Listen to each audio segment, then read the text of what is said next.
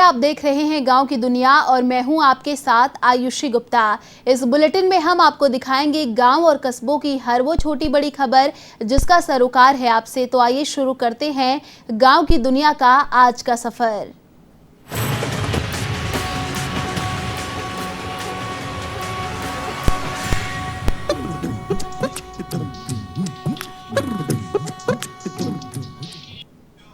खबर भरतपुर के नदबई से है, जहां पंचायत समिति में उप प्रधान पद पर भाजपा के भूपेंद्र फौजदार को निर्विरोध निर्वाचित किया गया।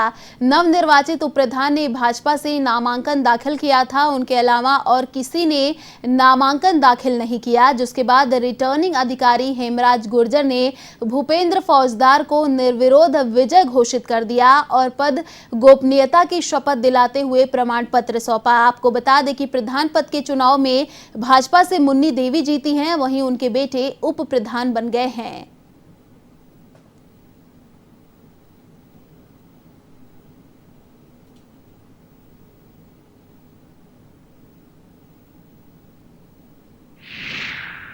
नदबई की जनता जनार्दन का तहे दिल से धन्यवाद व्यक्त करूंगा। इन्होंने मेरे चुनाव को स्वयं का चुनाव समझा और मैं यही कहना चाहूँगा कि ये मेरी नहीं, मेरी जनता की जीत है। आपने फिर से मेरे परिवार पर, मुझ पर विश्वास जताया। जिस तरह मेरे पिताजी ने कार्य किया, मैं भी उसी तरह आपकी सेवा में हमेशा समर्पित रहूँगा। दौसा के लालसोट पंचायत समिति उप प्रधान पद के चुनाव संपन्न हो गए हैं। इसमें कांग्रेस के कैलाश दुसाद ने जीत हासिल की है। लालसोट पंचायत समिति में उप प्रधान के पद के लिए भाजपा से गिरिराज मीणा और कांग्रेस से कैलाश दुसाद ने नामांकन दाखिल किया था। इसमें कांग्रेस प्रत्याशी कैलाश दुसाद ने जीत हासिल की। कैलाश दुसाद को 16 मत मिले, वहीं भाजपा प्रत्याशी को 11 मत मिले।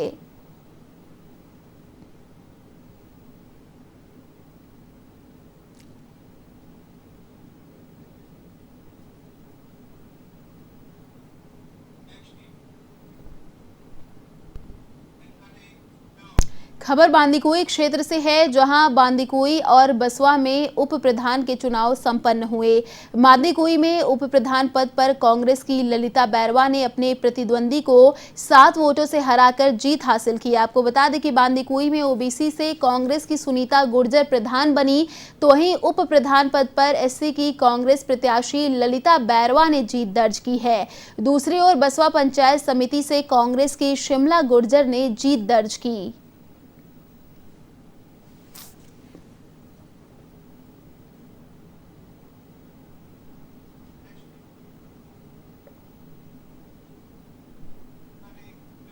खबर सवाई माधोपुर के मलारना डूंगर क्षेत्र से है, जहां पंचायत समिति के उप प्रधान को लेकर शांतिपूर्ण चुनाव संपन्न हुआ।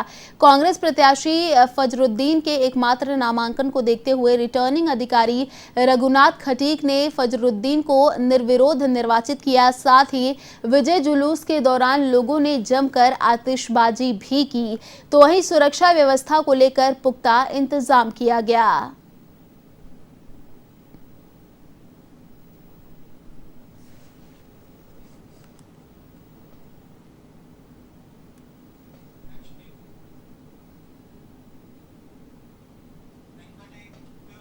देश की सरहद को मजबूत करने के लिए बॉर्डर इलाके में भारतमाला प्रोजेक्ट के तहत हाईवे बनाए गए हैं। अंतर्राष्ट्रीय बॉर्डर भारत पाक से सटे इस हाईवे पर गांधव और सांता के बीच आपातकालीन हाईवे पट्टी बनकर तैयार हो चुकी है। इस पट्टी का आपात स्थिति में वायुसेना और सेना के लिए उपयोग किया जाएगा। करीब 33 करोड़ की लागत से बनी हवाई पट्टी का लोकार्पण रक्षा मंत्री राजनाथ सिंह और सड़क राजमार्ग परिवहन मंत्री नितिन गडकरी 9 सितंबर को सुबह 11 बजे करेंगे। इसके लिए प्रशासन स्तर पर तैयारियां जोरों पर है। हवाई पट्टी के पास डोम तैयार हो गया है। केंद्रीय मंत्रियों का कार्यक्रम होगा। इस दौरान हाईवे पर फाइटर प्लेन का ट्रायल भी होगा और बॉर्डर इलाका लड़ाकू विमानों की आवाज से गूंज उठेगा। इधर जिला प्रशासन और पुलिस भी इसके लिए अलर्ट पर है। इसके अलावा हर स्तर पर अधिकारियों की ओर से मॉनिटरिंग हो रही है।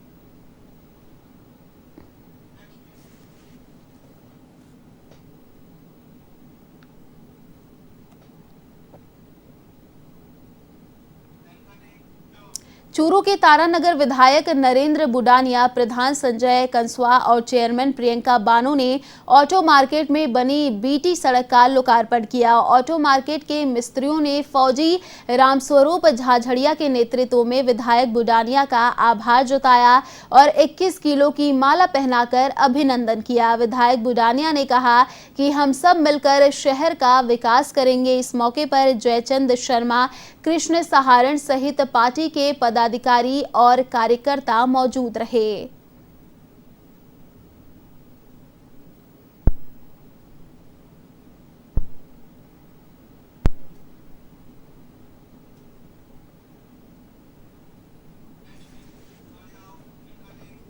सिरोही के जावाल से बड़ी खबर, रिश्वत लेते नगर पालिका चेयरमैन को ट्रैप किया गया। आपको बता दें, एसीबी ने 18,500 रुपए की रिश्वत लेते ट्रैप किया।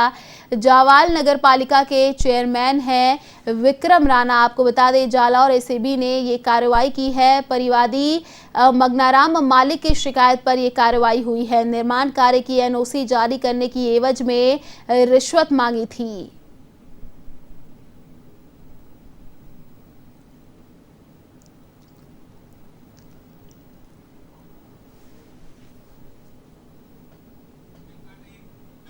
डूंगरपुर की बिछवाड़ा पुलिस ने 3 महीने पहले दंपति से बाइक लूट के मामले का खुलासा कर दिया है।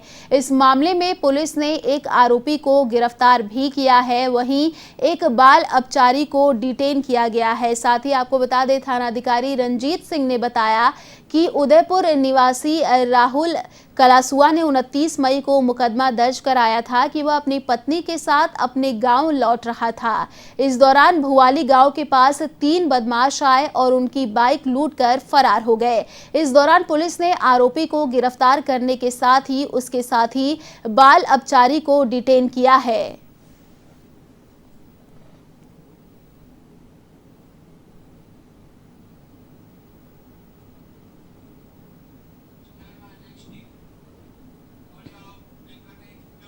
जयपुर की सामो थाना पुलिस ने 16 अगस्त को महिला के साथ हुई लूट के मामले में बड़ी कार्रवाई की है। पुलिस ने मामले में कार्रवाई करते हुए लूट, चोरी और डकैती करने वाले गिरोह का पर्दाफाश किया है। पुलिस ने गिरोह के 2 शातिर बदमाशों को गिरफ्तार किया है, साथ ही 2 नाबालिग बाल अपचारियों को भी निरुद्ध किया है। गिरफ्तार आरोपियों में पांचूराम बाबरिया और पप्पू हैं। पुलिस ने आरोपियों से चोरी की आधा दर्जन बाइक, सोने चांदी के जेवरात, 8 मोबाइल समेत लूटी गई नकदी और अन्य दस्तावेज बरामद किए हैं। वहीं आरोपियों ने पूछताछ में करीब आधा दर्जन से ज्यादा वारदातों को कबूल किया है।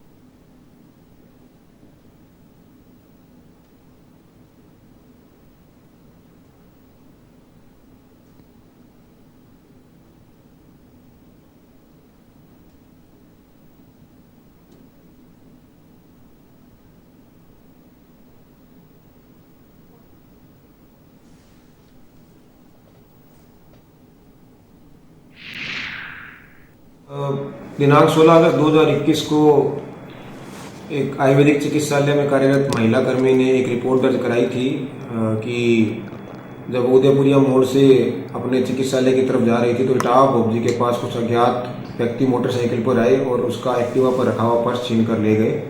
और एक्टिवा पर रखे हुए पर्स में कुछ पैसे, मोबाइल और आधार कार्ड था। तो इस घटना की गंभीरता को देखते हुए तत्काल प्रभाव से धारा 392 में मुकदमा दर्ज कर श्रीमान पुलिस अधीक्षक महोदय द्वारा अतिरिक्त पुलिस अधीक्षक महोदय के निर्देशन और मेरे नेतृत्व में एक टीम का गठन किया गया, जिसमें पूरे जिले से अधिकारी शामिल किए गए। खबर बाड़मेर के चौहटन क्षेत्र से है, जहां बदमाशों ने दुकान से घर जा रहे व्यापारी को निशाना बनाया। बदमाशों ने व्यापारी भारमल राम से मारपीट कर 1,40,000 की नकदी समेत सोने की चैन लूटकर फरार हो गए। ऐसे में व्यापारी ने पीराराम, सीताराम, जगदीश समेत 2-3 अन्य बदमाशों के खिलाफ नामजद रिपोर्ट दर्ज करवाई।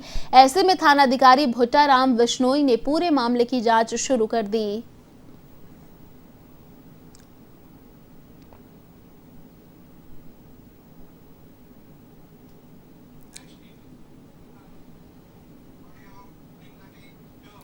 खबर अलवर के रामगढ़ क्षेत्र से है, जहां 3.5 लाख की ठगी का मामला सामने आया है। दरअसल रोहतक निवासी युवक विजय और देवेंद्र दिल्ली में अपनी बहन के घर रह रहे थे, जहां उनकी पहचान फारूक से हुई, जिसने अपने साथी फिरोज से मिलवाकर रुपए 10 गुना करने का लालच दिया। ऐसे में तीनों रामगढ़ थाना क्षेत्र के जहानपुर गांव आए, जहां विजय और देवेंद्र से 3,50,000 की ठगी कर नकली नोटों के पैकेट अखबार में लपेट कर दे दिए। ऐसे में शक होने पर नोटों को देखा तो ठगी की वारदात का पता चला। ऐसे में ठगी की रिपोर्ट पर थानाधिकारी रामनिवास मीणा के निर्देशन में टीम का गठन किया।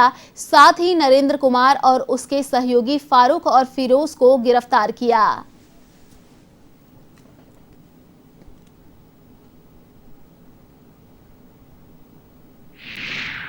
विजय और उसका मौसी का लड़का देवेंद्र गोल्ड लोन लेकर 3.5 लाख रुपए लेकर आए।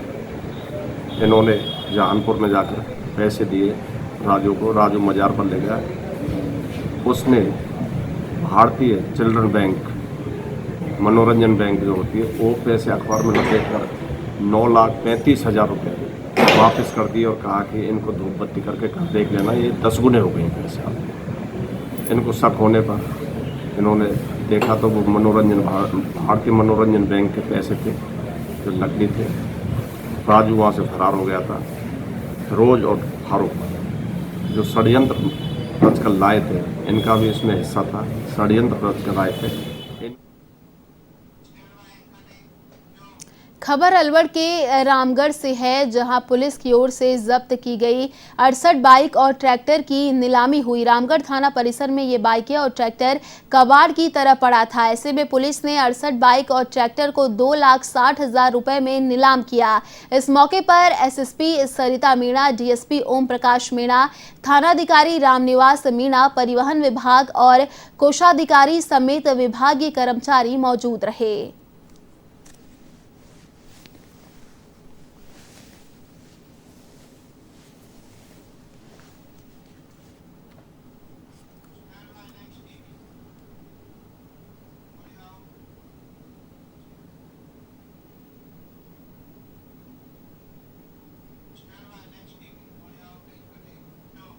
सिरोही के माउंट आबू से खबर, रहवासी इलाके में वन्य जीव के आने से हड़कंप मच गया। पावर हाउस के पास घर में चंदन गो घुस गई। सूचना के बाद स्नेक कैचर राजकुमार परमार और विजय राणा मौके पर पहुंचे। चंदन गो का रेस्क्यू किया गया। साथ ही आपको बता दें, रेस्क्यू कर माउंट आबू के जंगलों में उसे छोड़ा गया। परिजनों और स्थानीय लोगों ने राहत की सांस ली।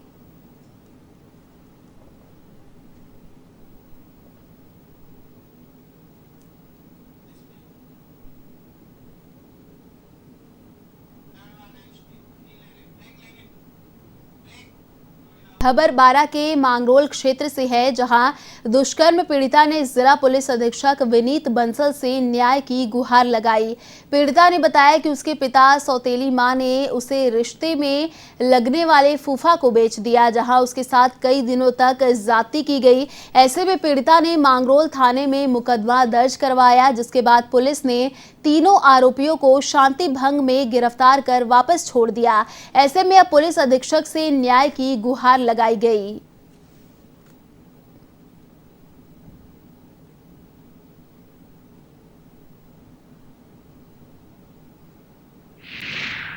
मैं आकर के ये बताया है कि साहब इसकी जो बच्ची है, इनका जो तलाक हो गया था और ये बच्ची है ना अपने बाप के पास रहती थी।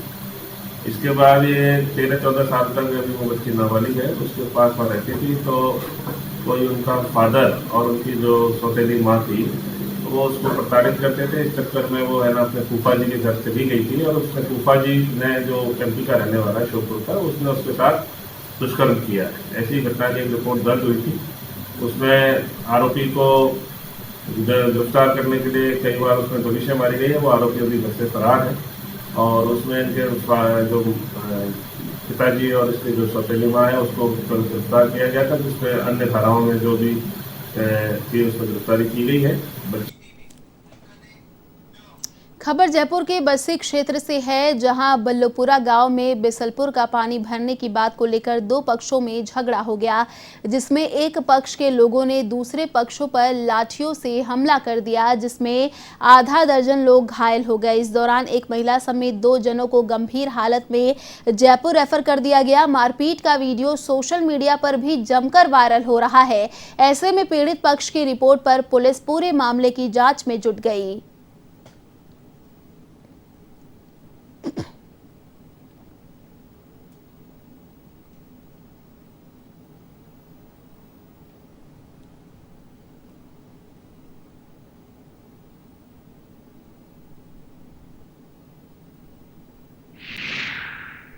बल्लूपुरा गांव में राजपूतों और ब्राह्मणों के झगड़ा हो रहा है, जिस पर मौके पर पुलिस गई तो मौके पर जो है झगड़ा कर रहे राजपूत पक्ष के 4 लोगों को धारा 151 CRPC में बंद किया गया है तथा दूसरे पक्ष की तरफ से आशीष शर्मा ने रिपोर्ट दी है, जिस पर मुकदमा दर्ज कर अनुसंधान जारी है। ब्राह्मण पक्ष से एक महिला है रेखा शर्मा, जिसके सिर में चोट थी, जिसको रेफर किया गया है। सिरोही की शिवगंज पंचायत समिति उप प्रधान चुनाव में भाजपा ने बाजी मारी है।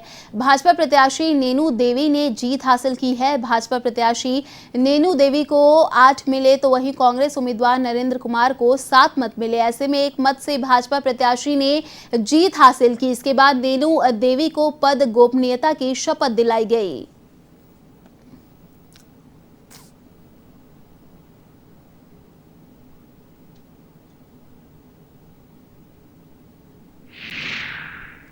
भारतीय जनता पार्टी से उम्मीदवार के रूप में घोषित नैनू को 8 मत मिले और भारतीय इंडियन नेशनल कांग्रेस की ओर से नरेंद्र कुमार को 7 मत मिले। इस प्रकार नैनू 1 मत से विजयी हुई।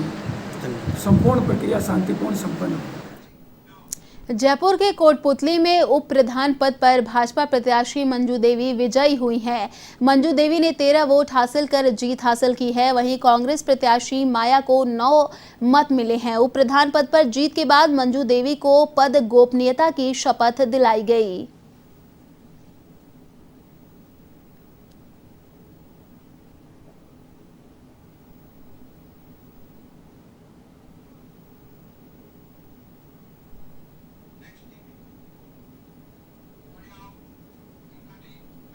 खबर झालावाड़ के खानपुर से है, जहां भाजपा विधायक नरेंद्र नागर के नेतृत्व में विरोध प्रदर्शन किया गया और किसानों को मुआवजे और बीमा क्लेम देने की मांग की गई। इसको लेकर राज्यपाल के नाम एसडीएम के नेतृत्व में विरोध प्रदर्शन किया गया। आपको बता दें कि पिछले दिनों खानपुर क्षेत्र में लगातार भारी बारिश होने से बाढ़ जैसे हालात थे, जिससे हजारों एकड़ खेत जलमग्न होने से सोयाबीन, उड़द, मक्का की पूरी फसल बर्बाद हो गई थी। प्रशासन ने अपनी प्रारंभिक रिपोर्ट में मात्र 87 गांवों में खराब बताया था और पटवारियों को सर्वे करने के निर्देश दिए। पटवारियों की सर्वे में सामने आया कि अतिवृष्टि से पूरी तहसील क्षेत्र की फसल नष्ट हुई है। पटवारियों की रिपोर्ट के बावजूद भी प्रशासन केवल 87 गांवों में ही फसल खराबे को मान रहा है। इसी के चलते भाजपा ने राज्यपाल के नाम उपखंड अधिकारी को ज्ञापन सौंपा।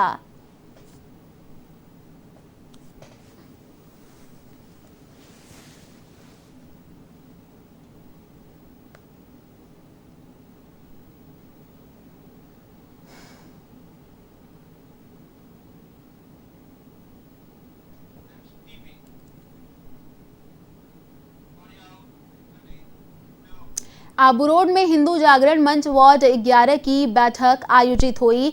सचिदानंद झा की अध्यक्षता में आयोजित इस बैठक में वार्डों की कार्यकारिणी बनाने पर जोर दिया गया। सचिदानंद झा ने कहा कि हिंदू समाज को कमजोर करने के लिए कई प्रकार के जिहाद चलाए जा रहे हैं।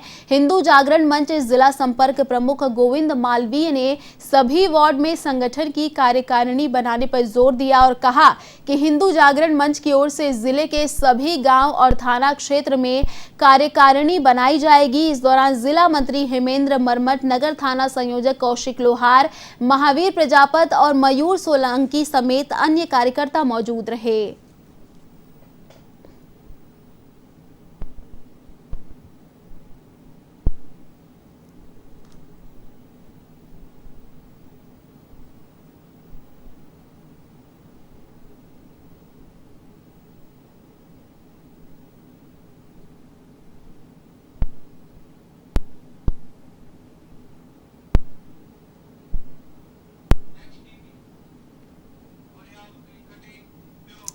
सवाई माधोपुर के गंगापुर सिटी में पानी की समस्या को लेकर अंबेडकर धर्मशाला के पास वार्ड 6, 7, 8 के लोगों ने जाम लगा दिया। सूचना मिलते ही जलदाय विभाग के अधिकारी और सदर थाना पुलिस मौके पर पहुंची और लोगों को समझाइश कर जाम खुलवाया। साथ ही 17 सितंबर को नल कनेक्शन के लिए शिविर लगाने का आश्वासन दिया।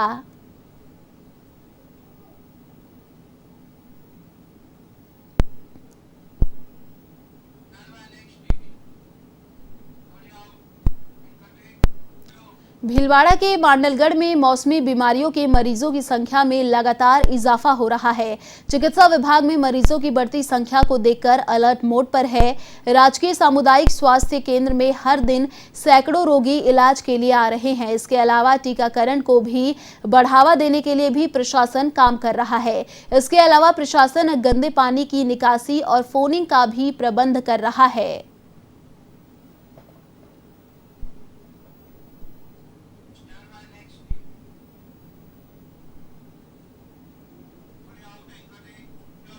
खबर दौसा के सिकराय से है, जहां गीजगढ़ रूट की दुग्ध समिति के सचिवों द्वारा सरस डेयरी के प्लांट प्रभारी गोप कुमार पर आरोप लगाया गया है।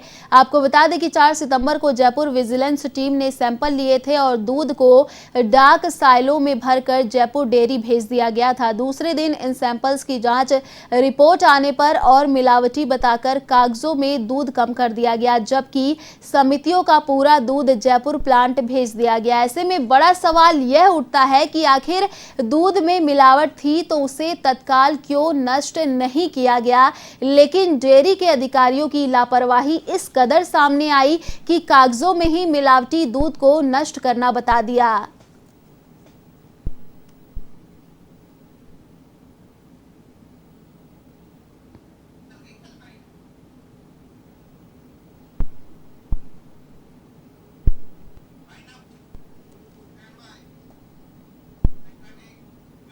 फिलहाल इस बुलेटिन में इतना ही। देश और दुनिया की तमाम बड़ी खबरों के लिए देखते रहिए A1 TV। नमस्कार।